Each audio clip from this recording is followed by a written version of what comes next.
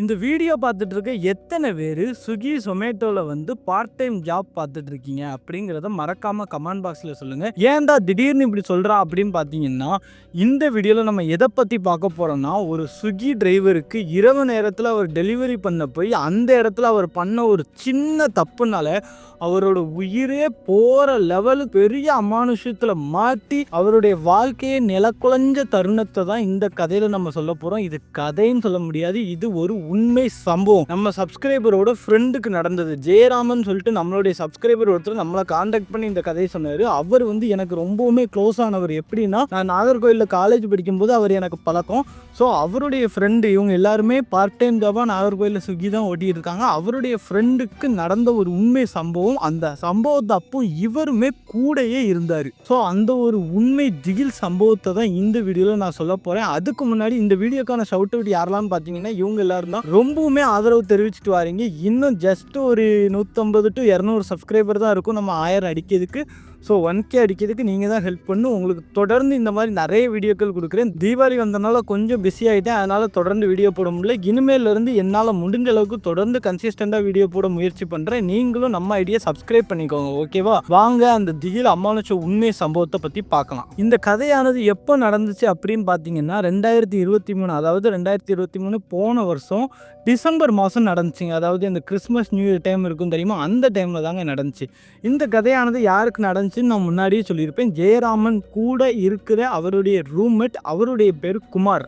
அவருக்கு நடந்த ஒரு உண்மை சம்பவம் தான் நம்மக்கிட்ட ஜெயராமன் சொன்னார். ஸோ உங்களுக்கும் இதே மாதிரி திகில் அமானுஷ உண்மை சம்பவங்கள்லாம் உங்கள் லைஃப்லேயோ இல்லை உங்கள் குடும்பத்தில் உள்ளவங்க லைஃப்லேயோ இல்லை உங்கள் ஃப்ரெண்ட்ஸ் லைஃப்லேயோ நடந்து அது உங்களுக்கு தெரிய வந்துருச்சுன்னா, நம்மளுடைய கான்டாக்ட் டீட்டெயில்ஸ் டிஸ்கிரிப்ஷனில் கொடுக்குறேன். வந்து என்கிட்ட வந்து உங்கள் கதையை சொல்லுங்கள். அதையும் நம்ம வீடியோவில் வந்து சூப்பராக போட்டுடலாம், ஓகேவா? இப்போ என்ன ஆகுதுன்னு பார்த்தீங்கன்னா, அந்த குமார் அவருடைய பின்புலம் அப்படின்னு பார்த்தீங்கன்னா, அவருக்கு வந்து அம்மா அப்பா கிடையாதுங்க. சின்ன வயசுலேயே தவறிட்டாங்க.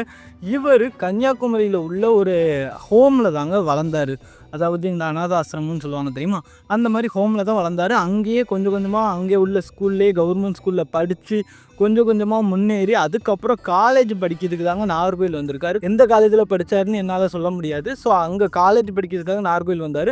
அங்கேயே ரூம் எடுத்து தங்கியிருக்காங்க. அங்கே தங்கும்போது தான், அங்கே ரூம் எடுத்து தங்கினது யாரெலான்னு பார்த்தீங்கன்னா, அந்த ஜெயராமன் சொன்ன தெரியுமா நம்ம சப்ஸ்கிரைபர், அவர், குமார், அது போக இன்னொரு 3 ஃப்ரெண்ட்ஸ், மொத்தமாக 5 பேர் சேர்ந்து நாகர்கோயிலில் ஒரு ரூம் எடுத்து தங்கியிருக்காங்க. ஸோ இப்படி இவங்க வாழ்க்கை போயிட்டு இருக்கும்போது என்ன ஆகுது அப்படின்னு பார்த்தீங்கன்னா, இவருக்கு வந்து காலேஜ் படிப்பானது முடியுது. முடிஞ்சதுக்கப்புறம் வேலை எதுவுமே கிடைக்கல. ஏன்னா அவங்க காலேஜ் வந்து அந்தளவு ஒரு முக்கியமான காலேஜ் தான். ஸோ பிளேஸ்மெண்ட் எதுவுமே இல்லாதனால அவருக்கு வேலை கிடைக்கல.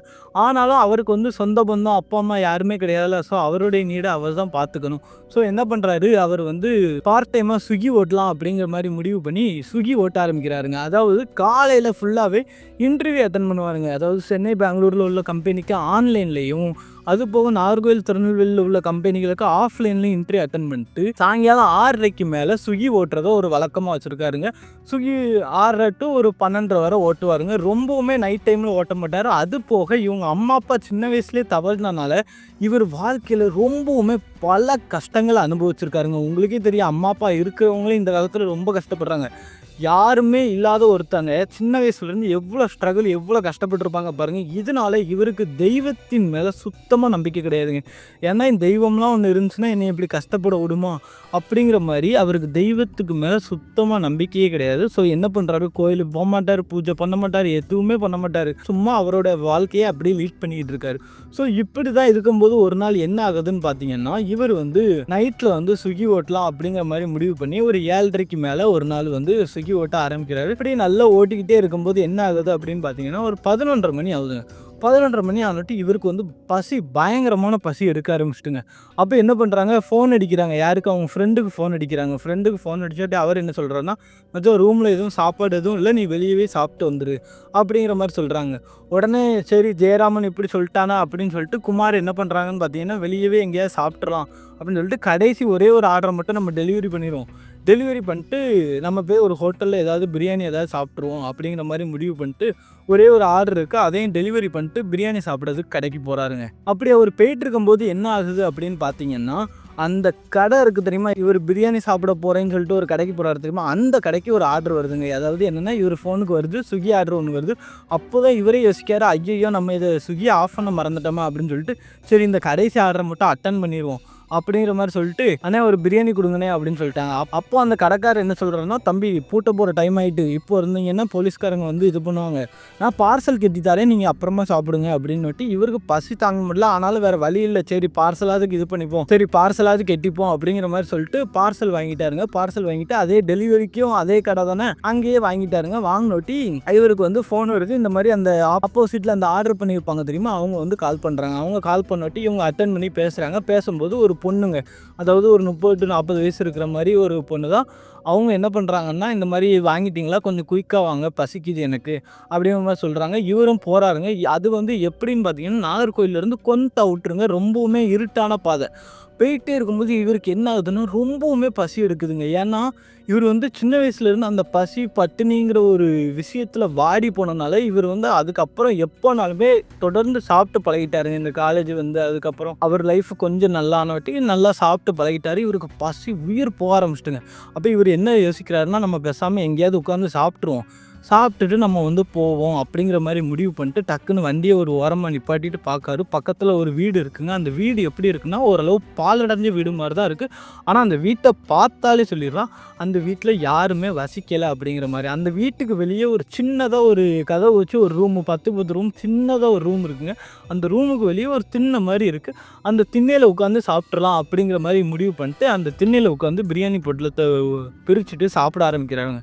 சாப்பிடும்போது என்ன ஆகுதுன்னா, அந்த வீடு சொன்ன தெரியுமா, பாலடைஞ்ச வீடு, அதுக்குள்ளேருந்து ஏதோ ஒரு சவுண்டு கேட்குதுங்க. அதாவது என்னென்னா, பொருளெல்லாம் போட்டு கீழே போட்டு இது பண்ணுற மாதிரி இவருக்கு டக்குன்னு ஒரு பயம் கொடுக்குது.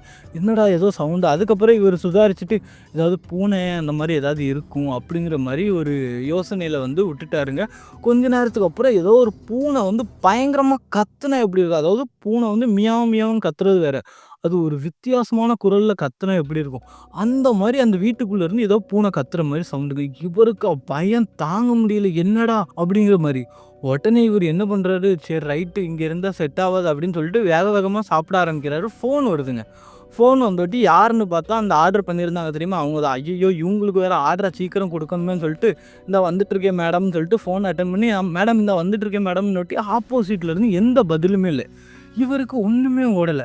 அப்போ ஆப்போசிட்டில் ஹலோ ஹலோங்காரு. அப்போது அவங்க பேசவே இல்லைன்னொட்டி ஏதாவது நெட்வொர்க் ப்ராப்ளமோ அப்படின்னு சொல்லிட்டு கட் பண்ண போகும்போது ஆப்போசிட்லேருந்து சவுண்டு வருது. என்ன சவுண்டுன்னா, ஒரு ஆம்பளை குரலுங்க. அந்த குரல் என்ன சொல்லுதுன்னா, எனக்கு ரொம்ப பசிக்குது, சாப்பிட்டு ரொம்ப நாள் ஆச்சு, கொஞ்சோண்டு சாப்பாடு கொடு, கொஞ்சோண்டு சாப்பாடு கொடுன்னு சொல்லிட்டு அந்த ஃபோன்லேருந்து சவுண்டு கேட்குதுங்க. இவருக்கு பயம் தாங்க முடியல. என்னடா இந்த அம்மா இப்படி பேசுதுன்னு சொல்லிட்டு உடனே ஃபோனை கட் பண்ணிட்டு பிரியாணியெல்லாம் பூட்ட ஆரம்பிச்சிட்டாரு. அதாவது பாதி தான் சாப்பிட்டாரு. பாதி சாப்பிட்டாட்டி அதை அப்படியே க்ளோஸ் பண்ண ஆரம்பிச்சிட்டாரு. திரும்பி அந்த மேடம் ஃபோன்லேருந்து ஃபோன் வருது. அப்போ திரும்ப அட்டன் பண்ணுறாரு. இவரும் இப்போ அந்த மேடம் தான் பேசுகிறாங்க. தம்பி எவ்வளோ நேரம்ப்பா ஆகும், இந்த இருக்க கடையிலேருந்து வாங்கிட்டு வரதுக்கு உங்களுக்கு இவ்வளோ நேரமா, கரண்ட் இல்லை கொஞ்சம் பார்த்து வாங்க, சீக்கிரம் வாங்க, பசிக்குது அப்படிங்கிற மாதிரி அந்த மேடம் சொன்னிட்டு இவர் பதில் எதுவுமே பேசலை. ஓகே அப்படின்னு சொல்லிட்டு வச்சுட்டாரு. ஏன்னா இவருக்கு மைண்டு ஃபுல்லாக என்னடா இது வாய்ஸு அப்படிங்கிற மாதிரி தான் ரொம்பவுமே டவுட்டுங்க. அதுக்கப்புறம் அப்படியே அங்கே உட்காந்துருக்காரு. இவருக்கு பின்னாடி இருந்து அதே சத்தமானது கேட்குது. என்ன சத்தம், எனக்கு ரொம்ப பசிக்குது, சாப்பிட்டு ரொம்ப நாள் ஆச்சு, கொஞ்சோண்டு சாப்பாடு கொடு, கொஞ்சோண்டு சாப்பாடு கொடுன்னு சொல்லிட்டு இவருக்கு பின்னாடி இருந்து ஒரு சத்தங்க. இவருக்கா பயம் தாங்க முடியல. உடனே அந்த இடத்துல இருந்து விறுவிறுன்னு ஓடி அந்த பிரியாணி பார்சல் எல்லா பார்சலையும் கையில் தான் வச்சுருக்காரு. உடனே பார்சல்லாம் எடுத்துகிட்டு விறுவிறுன்னு ஓடி வண்டி எடுத்துகிட்டு ஸ்ட்ரெயிட்டாக அவங்க அந்த லொக்கேஷன் இருக்கும் தெரியுமா, அந்த லொக்கேஷனுக்கு போயிட்டாருங்க. அந்த லொக்கேஷனுக்கு போனவாட்டி அந்த நம்பருக்கு திரும்ப கீழேருந்து கால் பண்ணுறாங்க. அதாவது என்னென்னா, ஒரு மாடி வீடு தான், அதுலேருந்து அவங்க கீழே வரணும்ல. ஸோ கீழேருந்து கால் பண்ணுறாங்க. கால் பண்ணும்போது என்ன ஆகுதுன்னு பார்த்தீங்கன்னா, திரும்ப அந்த கால் அட்டன் ஆகுது. எனக்கு சாப்பாடு கொடுக்காம போயிருவியா நீ, எனக்கு சாப்பாடு கொடுக்காம போயிருவியா நீன்னு பயங்கரமாக யாரோ ஒரு ஆள் கத்துற மாதிரி இருக்குங்க ஃபோனில். இவருக்கு என்னடா ஃபோனில் இப்படி பண்ணுறாங்க, யாரோ நம்மளை அப்போ யாரோ வீம்புக்குன்னு ப்ராங்க் எதுவும் பண்ணுறாங்களோ அப்படின்னு சொல்லிட்டு இவருக்கு ஒரு பக்கம் இன்னொரு பக்கம் பயமானது தாங்கவே முடியலைங்க. ஏன்னா நீங்களே யோசிச்சு பாருங்கள், நைட்டு ஒரு 12:30 மணி இருக்கும், நீங்கள் பிரியாணி சாப்பிட்டுட்டு இருக்கீங்க. அந்த டைமில் எனக்கு குடுன்னு யாரோ ஒரு ஆள் சொன்னால் இது கண்டிப்பாக ஒரு அமானுஷத்தின் வேலைன்னு தான் எல்லாத்துக்கும் தோணும். ஆனால் அவருக்கு தெய்வத்துக்கு மேலேயும் நம்பிக்கை இல்லை, அமானுஷத்துக்கு மேலேயும் நம்பிக்கை இல்லாதனால யாரோ ஒரு ஆள் இதை ப்ராங்க் பண்ணுறாங்க அப்படிங்கிற மாதிரி தான் ஸ்டார்டிங்கில் யோசிச்சார். ஆனாலுமே அவருக்கு பயமானது தாங்க முடியல. திரும்ப என்ன பண்ணிட்டாரு, உடனே மேலேயே ஏறி போக ஆரம்பிச்சிட்டாருங்க. மேலே ஏறி போனோட்டி அந்த அம்மா டெலிவரி பார்சலை வாங்கிட்டு, "என்ன தம்பி நீ கொஞ்சமாவது உங்களுக்கு பொறுப்பு இருக்கா? இவ்வளோ நேரம் கழிச்சா வருவீங்க, ஃபோன் பண்ணால் அட்டன் பண்ணிட்டு பேசவே மாட்டேங்கிங்க, எவ்வளோ நேரம் தான் நான் ஹலோ ஹலோன்னு சொல்லிட்டு இருக்கா" அப்படின்னொட்டி இவருக்கு ஒன்றுமே புரியல. அப்போ நம்ம அந்த கஸ்டமர்கிட்ட போய் நம்ம சண்டை போட முடியாதுல்ல, "ஏங்க நான் பேசினேங்க, இப்படி குரல் வந்துச்சுன்னு" சொல்லி அவங்கள்ட்ட போய் நம்ம சொல்ல முடியாதுல்ல. ஸோ இவர் என்ன பண்ணுறாரு, அப்படி எதுவும் நம்ம சொல்ல முடியாது அப்படிங்கிற மாதிரி யோசிச்சுட்டு உடனே ஓகே அப்படின்னு சொல்லிட்டு, "சாரி மேம் தெரியாமல் நடந்துட்டு, இனிமேல் அப்படி நடக்காது" அப்படின்னு சொல்லிட்டு இவங்க வந்து கிளம்பிட்டாங்க. கிளம்புனோட்டி இப்போது இவர் என்ன பண்ணுறாருன்னா, இதுக்கு மேலே இங்கே இருந்தால் செட் ஆகாது, நம்ம திரும்ப ரூமுக்கே போயிடுவோம் அப்படின்னு சொல்லிட்டு திரும்ப ரூமுக்கு போகிறாருங்க. ரூமுக்கு போகும்போது எந்த வழின்னு பார்த்தீங்கன்னா, ஸ்டார்டிங்கில் அந்த பாலடைஞ்ச வீடு இருந்துச்சு தெரியுமா, அதே வழிதாங்க. அப்போ நேரா இவர் வாராரு. அந்த பாலடைஞ்ச வீட்டுக்கிட்ட வரும்போது இவருக்கு பயம் கூட கொஞ்சம் அதிகமாகுது. ஏன்னா இந்த இடத்துல தான் அந்த இன்சிடென்ட் நடந்துச்சு அப்படின்னு சொல்லிட்டு அப்படியே ஒரு மாதிரி ரொம்ப பயத்திலே வண்டியை ஓட்டுறாருங்க. வண்டியை ஓட்டிட்டு ஒரு வழியாக அந்த வீட்டை தாண்டிட்டாரு. தாண்டினதுக்கப்புறம் கொஞ்சம் நேரம் கழிச்சு கொஞ்சம் நார்மலாகிட்டுங்க ரோடு. ஆனால் வண்டி வாகனங்கள் எதுவுமே இல்லை. ஏன்னா 12 தானே, சென்னை கோயம்புத்தூர் மாதிரி கிடையாது நாகர்கோயில்லாம். அந்த டைமில் வந்து ரொம்ப யாருமே சுத்த மாட்டாங்க. ஸோ என்ன ஆகுது, இப்படி நார்மலாக போயிட்டு இருக்கும்போது டக்குன்னு ஒரு மரத்துக்கு பின்னாடி இருந்து ஒரு சின்ன பையன் வரான். சின்ன பையனை எப்படி சொல்லணும்னா ஒரு 19 to 20 வயசு பையன்னு சொல்லலாங்க. அந்த பையன் டக்குன்னு வந்து வண்டியை நிப்பாட்டுறாங்க. இவருக்கு பக்குன்னு ஆகிட்டு டக்குன்னு பிரேக் போடுறாரு. "ஐயோ யாரையா நீ உள்ள வந்து செத்துட்டு போயிட பார்த்து" அப்படின்னு சொல்லிட்டு, "அண்ணே என்னை ப்ளீஸ்ண்ணே என்னை கொஞ்சம் அங்கே மட்டும் இறக்கி விட்ருங்கண்ணே, நைட் டைம் ஆகிட்டு நான் வீட்டுக்கு போகணும், கொஞ்சம் அங்கே மட்டும் இறக்கி விட்ருங்க" அப்படின்னு சொன்னோட்டி இவர் வந்து சரி வா அப்படின்னு சொல்லிட்டு பின்னாடி ஏற்றிக்கிட்டார். ஏன்னா இரவு நேரம் தானே, இவருக்கும் ரொம்ப பயமாக வேறு இருந்துச்சு. சரி இவனை ஒரு பாதுகாப்பாக வச்சு இவனையும் கொண்டு விட்டுருவோம், இவனும் பாவம் அப்படிங்கிற மாதிரி முடிவு பண்ணி அந்த பையனை வந்து வண்டியில் ஏற்றுறாருங்க. இவங்க 2 பேரும் போயிட்டுருக்காங்க. அப்போ அந்த பையன் என்ன பண்ணுறாங்கன்னா, தன்னுடைய கையை வந்து அவரோட தோள்பட்டையில் போடுறான். அப்போ வந்து இவர் இருந்துக்கிட்டு, "என்ன தம்பி எந்த ஊர்" அப்படி இப்படின்னு நோட்டி அந்த பையன் பேசாமையே வராங்க. "என்ன தம்பி பேசவே மாட்டிக்க" அப்படிங்கிற மாதிரி இவர் யோசிச்சுக்கிட்டே இருக்காரு. என்ன ஆச்சு அப்படின்னே தெரில. அதுக்கப்புறம் திடீர்னு அந்த பையன் ஒரே ஒரு வார்த்தை பேசுகிறாங்க, "அண்ணே சாப்பாடு கொடுங்கண்ணே" அப்படிங்கிற மாதிரி பேசினோட்டி இந்த வாய்ஸை எங்கேயோ கேட்ட மாதிரி அவருக்கு ஒரு திக்குன்னு தோண ஆரம்பிச்சிட்டு. ஏன்னா அந்த வீட்டுக்கிட்டேயும் அந்த ஃபோன் கால்லையும் கேட்டது இதே வாய்ஸு. இப்போ தோள்பட்டையில் கை இருக்குது. இவன் என்ன பேசினாலும் பதில் பேச மாட்டேங்கான். ஒரே ஒரு வார்த்தை தான் பேசினா, "அண்ணே சாப்பாடு கொடுங்கன்னு" சொல்லிட்டு. இவர் டக்குன்னு பதறி போய் திரும்புறாரு. திரும்பினோட்டி பின்னாடி யாருமே இல்லை. எப்படி இருக்கும்னு யோசிச்சு பாருங்களேன். இப்படி ஒருத்தன் வாரான், லிஃப்ட் கேட்குறான், ஏறுறான், இவர் பேசிக்கிட்டு வராரு, அவன் ஒரு வார்த்தை தான் பேசுகிறான். டக்குன்னு திரும்பி பார்த்தா அந்த இடத்துல யாருமே இல்லை. பைக்குக்கு பின்னாடி யாருமே இல்லை. அந்த இடத்துல அவரோட நிலைமை யோசிச்சு பாருங்க. நடுங்கி போயிட்டாரு. பைக்கு உடனே என்ன ஆகிட்டு, டக்குன்னு திரும்பி பார்த்தோட்டி இவருக்கு பக்குன்னு ஆகிட்டு பார்த்தீங்களா. ஏன்னா பின்னாடி யாருமே இல்லை. அந்த பயத்தில் என்ன பண்ணிட்டாரு, வண்டியை ஸ்லிப் பண்ணிட்டாரு, டக்குன்னு கீழே விழுந்துட்டார். கீழே விழுந்ததில் என்னாச்சு, அந்த பிரியாணி பார்சல் இருக்குது தெரியுமா, இவர் மிச்சம் வச்சுருந்தாரு பாருங்கள் ஒரு பிரியாணி பார்சல், அது அந்த ஃப்ரண்ட்டில் வச்சுருப்பார் தெரியுமா, அதிலிருந்து கீழே விழுந்துட்டுங்க. இவர் அப்போ கூட எந்த ஒரு சுயநினைவில் இருந்தாரோ தெரில, அறக்க பறக்க பண்ணுவோம் தெரியுமா, அதை மாதிரி டக்குன்னு வண்டி எடுத்து பிரியாணியை உள்ளே வச்சுட்டு விறுவிறுன்னு போக ஆரம்பிச்சிட்டாருங்க. ஆனால் அவர் அந்த பிரியாணி பார்சலை வெளியே வச்சுருந்தா இந்த லெவலுக்கு அவர் வாழ்க்கையில் பிரச்சனையே வந்திருக்காதுங்க என்னை பொறுத்தளவு. ஆனால் அந்த எந்த யோசனையிலையோ அவர் பிரியாணி பார்சல் தூக்கி திரும்ப உள்ளே வச்சுட்டு பத்தடி அடிச்சுட்டு சரியான வேகமாக போயிட்டாருங்க. வேகமாக போனோட்டி என்ன ஆச்சுன்னு பார்த்தீங்கன்னா, டேரெக்டாக ரூமுக்கு போயிட்டார். ரூமுக்கு போனோட்டி கதவு திறந்தாருங்க. கதவு திறந்துட்டி ரூமில் யாருமே இல்லை. உடனே என்ன பண்ணுறாரு, நம்ம சப்ஸ்கிரைபர் ஜெயராமன் இருக்கார் தெரியுமா, அவருக்கு ஃபோன் அடிக்கிறாரு. ஜெயராமன் என்ன சொல்கிறாருன்னா, "நான் பசங்களோட சேர்ந்து நாங்கள் வெளியே போகிறோம்டா, உனக்கு ஒரு சர்ப்ரைஸ் இருக்குது, நீ போய் கிச்சனில் பாரு" அப்படிங்கிற மாதிரி சொல்லிட்டாங்க. ஸோ இவரும் சரி இவங்க இப்போன்னு பார்த்தா வெளியே போவாங்க, என்னையும் கூப்பிட்டு போயிருக்கலாம்லாடா அப்படின்னாட்டி, "நீ எப்போவுமே 12:30 வந்துடுவேன், இந்த வாட்டி ஏன் 12:30 வரல டே, அது பெரிய கதைடா, அப்படியா அப்போ நீ அந்த கதையை அங்கேயே வச்சிரு, நான் வந்து கேட்டுக்கிறேன்" அப்படின்னு சொல்லிட்டு இவர் ஃபோனை வச்சுட்டாரு. இவருக்கு வீடு வந்தோட்டி கொஞ்சம் இயல்பாக மாறிட்டாருங்க. ஏன்னா நம்ம வீட்டுக்கு வந்தாச்சு, என்னதான் இருந்தாலும் நம்ம வீட்டுக்கு வந்தோட்டி கொஞ்சம் ஒரு நம்பிக்கை இருக்கும் தெரியுமா, அந்த மாதிரி வீட்டுக்கு வந்தாச்சுன்னு சொல்லிட்டு இவருக்கு கொஞ்சம் பயம் இல்லாமல் நிம்மதி பெருமூச்சு விடுறாரு. அப்புறம் என்ன ஆச்சுன்னு பார்த்தீங்கன்னா, சரி கிச்சனில் நமக்கு ஏதோ சர்ப்ரைஸ் வச்சுருக்கேன்னு சொன்னாரே, என்ன சர்ப்ரைஸாக இருக்கும் அப்படின்னு சொல்லிட்டு வீட்டுக்குள்ளே கிச்சனுக்குள்ளே போகிறாரு. கிச்சனுக்குள்ளே யாரோ பொருளை உருட்டுற மாதிரி சவுண்டுங்க. இவருக்கு அந்த சவுண்டை கேட்டுட்டு ரொம்பவுமே பயமாயிட்டு பார்த்தா டக்குன்னு ஒரு பூனை ஓடுது. சரி பூனை தான் அப்படின்னு சொல்லிட்டு இவருக்கு நெஞ்சு தொட்டு பார்க்குறாரு, டப்பு டப்புன்னு அடிச்சிட்டாங்க. ஸோ சரி ஓகே, இப்போ எந்த பிரச்சனையும் இல்லை, நம்ம தான் தேவையில்லாமல் எதெல்லாமல் யோசித்து பயந்துட்டுருக்கோம் அப்படிங்கிற மாதிரி யோசிச்சுட்டு கிச்சன் பக்கம் போகிறாரு. எதுவுமே இல்லை. இப்போ என்னடா சர்ப்ரைஸ்ன்னு சொன்னாங்க, எல்லாமே எம்டியாக தான் இருக்குது அப்படிங்கிற மாதிரி சொன்னோட்டி அவர் ஃப்ரெண்டுக்கு வந்து திரும்பி அடிக்கிறாங்க. யாருக்கு, ஜெயராமனுக்கு. அப்போ ஜெயராமன் சொல்கிறாரு, "மச்சான் நாங்கள் நைட்டு கேட்ரிங் போயிருந்தோம், கேட்ரிங்கில் மட்டன் பிரியாணி நிறைய மிஞ்சிட்டு பெரிய கவரில் போட்டு கொண்டு வந்திருக்கேன் பாரு. அப்புறம் ஜெயராமன் என்ன சொல்கிறாருன்னா, மச்சான் மிச்சம் வச்சுருடா அப்படின்னு இருக்காரு. அதுக்கப்புறம் ஜெயராமனே என்ன சொல்கிறாரு, ஆமாம் நீ அதெல்லாம் தின்னுக்கிட மாட்ட, ஒரு 8 பேர் சாப்பிட்ற அளவுக்கு அவ்வளோ நிறைய இருக்குது, ஏகப்பட்ட மட்டன் பீஸ் இருக்குது, 8 9 பேர் தாராளமாக சாப்பிட்லாம். நீ நைட்டு நீ சாப்பிடு, நாளைக்கு காலைல திரும்ப சூடு பண்ணி எல்லோரும் சாப்பிட்டு நாளைக்கு மத்தியானம் நம்ம அதே சாப்பிட்டுக்கலாம், அந்த லெவலுக்கு நமக்கு இருக்குது பிரியாணி. ஸோ உனக்கு எவ்வளோ வேணுமோ போட்டு சாப்பிட்டுக்கோ அப்படிங்கிற மாதிரி சொல்லிட்டாருங்க. இவரும் உடனே பிரியாணியா, ஆல்ரெடி இவர் தான் கொஞ்சோண்டு பிரியாணி தானே சாப்பிட்டாரு, ஆல்ரெடி பசியில் வேறு இருந்தார் பார்த்தீங்களா. அந்த பிரியாணியை தேட போகிறாரு. அங்கே கிச்சனில் பார்த்தா ஒரு இடத்துல கீழே வச்சுருக்காருங்க. கீழே வச்சுட்டு அதை பார்த்தா பெரிய பை நிறைய பிரியாணிங்க. அதாவது அப்போது டிஃபன் பாக்ஸ் அந்த மாதிரிலாம் கொண்டு வர முடியாது. இப்போ நீங்கள் கேட்ரிங் போயிருந்தீங்கன்னா உங்களுக்கு தெரியும், கவரு எதுலையாவது போட்டு தான் வருவாங்க. ஏன்னா அங்கே டிஃபன் பாக்ஸு இலை அப்படிலாம் கிடைக்காதெல்லாம். ஸோ இலையிலலாம் வச்சு ஏதாவது பெரிய லெவலில் கவரில் போட்டு கொண்டு வருவாங்க. அது மாதிரி பெரிய பை நிறைய பிரியாணிங்க. இவர் என்ன பண்ணுறாரு, டக்குன்னு தட்டை போட்டு சாப்பிட்லாம் அப்படிங்கிற மாதிரி முடிவு பண்ணுறாங்க. தட்டில் போட்டு சாப்பிட்டுக்கிட்டே இருக்காரு. திடீர்னு ஒரு குரல் கேட்குது. என்ன குரல்னா அதே குரல், எனக்கு கொஞ்சோண்டு சாப்பாடு தான் ப்ளீஸ், சாப்பிட்டு ரொம்ப நாள் ஆச்சு, சாப்பாடு கொடு சாப்பாடு கொடுங்காரு. இவருக்கு பயம் தாங்க முடியல. யார் அது விளையாண்டுட்டு இருக்கீங்களான்னு சொல்லி கத்த ஆரம்பிக்காரு. இவர் கத்துன ஒட்டி அந்த சவுண்டானது அப்படியே அமைதியாயிட்டாங்க. ஸோ இவர் வந்து யாரோ ஒருத்தர் விளையாடுறான் அப்படின்னு சொல்லிட்டு இவர் வந்து அந்த வீடு ஃபுல்லாக தேட ஆரம்பிக்கிறாரு. ஆனால் யாருமே இல்லைங்க. கொஞ்ச நேரம் கழிச்சு இவர் காதுக்குள்ளே அந்த சவுண்டு கேட்டுக்கிட்டே இருக்குது, எனக்கு சாப்பாடு கொடு சாப்பாடு கொடு சாப்பாடு கொடு சாப்பாடு கொடுன்னு காது நிறைய சவுண்டு கேட்டுக்கிட்டே இருக்குங்க. இதுக்கு மேலே தான் ஜெயராமன் பாயிண்ட் ஆஃப் வியூவோட ஸ்டோரியை நம்ம பார்க்க போகிறோம். ஏன்னா இதுக்கு மேலே நடந்ததை நான் சொன்னால் நீங்கள் சுத்தமாக நம்ப மாட்டீங்க. ஆனால் உண்மையிலே இதுதான் நடந்துச்சு அப்படின்னு தாங்க ஆணித்தரமாக நான் சொல்லுவேன். ஜெயராமன் அப்படி தான் நம்மள்ட்ட சொன்னார். இப்போது நம்ம அப்படியே இந்த சம்பவத்தை ஜெயராமன் பாயிண்ட் ஆஃப் வியூவில் பார்க்க போகிறோங்க. ஜெயராமன் ஃப்ரெண்ட்ஸோடு போயிட்டு மறுநாள் காலையில் வாராரு. வந்து சூடு பண்ணி மட்டன் பிரியாணி சாப்பிட்லான்னு சொல்லிட்டு வாராரு. வீடு ரொம்ப ரணக்கொடூரமாக இருக்குங்க. அதாவது என்னன்னா, தட்டு ஒரு பக்கம் இருக்குது, எலும்பு துண்டுலாம் ஒவ்வொரு பக்கம் செதறி கிடக்கு, எல்லாமே ஒவ்வொரு இடத்துல செதறி ஒரு சின்ன சோஃபா மாதிரி உண்டு. அந்த சோஃபாவில் சட்டை போடாமல் லுங்கியை கட்டிட்டு 2 கையையும் விரிச்ச மாதிரி குமார் வந்து படுத்திருக்காருங்க. ஜெயராமனுக்கு ஒன்றுமே உடலை. இவன் என்னடா இப்படி படுத்திருக்கான், எதுவும் போதைக்குதே நைட்டு போட்டானா அப்படின்னு சொல்லிட்டு இவர் குழப்பம். ஆனால் குமாருக்கு வந்து எந்த ஒரு கெட்ட பழக்கமே இல்லை. இப்போ என்ன ஆச்சு அப்படின்னு சொல்லிட்டு குமார்னு எழுப்புறாங்க. குமார் எந்திக்கவே மாட்டேங்காரு. ஸோ என்ன பண்ணுறாங்க, சரி இவன் நல்லா தூங்கிட்டு இருக்கான் போகிற, இவன் டிஸ்டர்ப் பண்ண வேண்டாம்னு சொல்லிட்டு மிச்சம் 4 பேரும் போய் பிரியாணியை சாப்பிடலாம் மச்சான் அப்படின்னு சொல்லிட்டு போகிறாங்க.